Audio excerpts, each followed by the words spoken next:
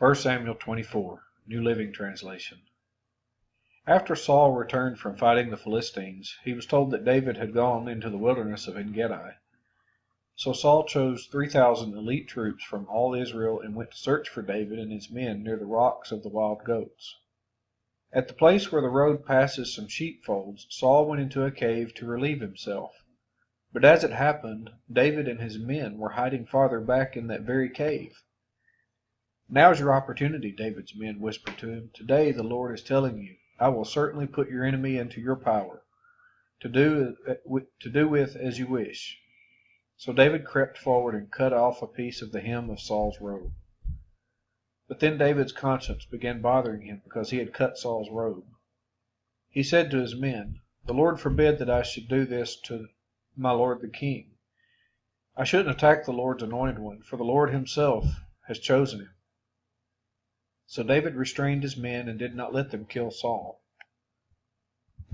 After Saul had left the cave and gone on his way, David came out and shouted after him, "My lord the king!" And when Saul looked around, David bowed low before him.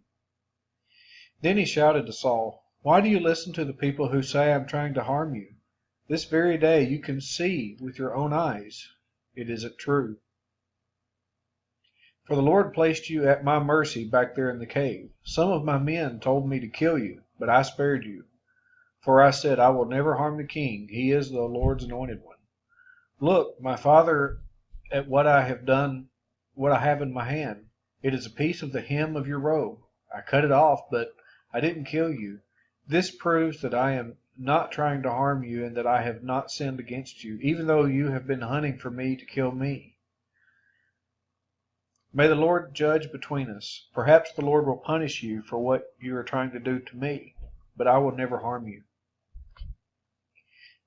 As that old proverb says, from evil people come evil deeds.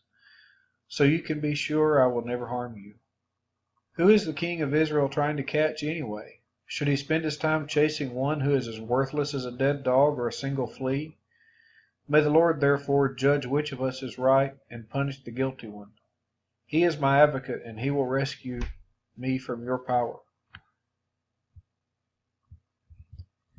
When David had finished speaking, Saul called back, "Is that really you, my son David?" Then he began to cry, and he said to David, "You are a better man than I am, for you have repaid me good for evil. Yes, you have been amazingly kind to me today, for when the Lord put me in a place where you could have killed me, you didn't do it. Who else would let his enemy get away when he had him in his power? May the Lord reward you well for the kindness you have shown me today. And now I realize that you are surely going to be king, and that the kingdom of Israel will flourish under your rule. Now swear to me by the Lord that when that happens, you will not kill my family and destroy my line of descendants."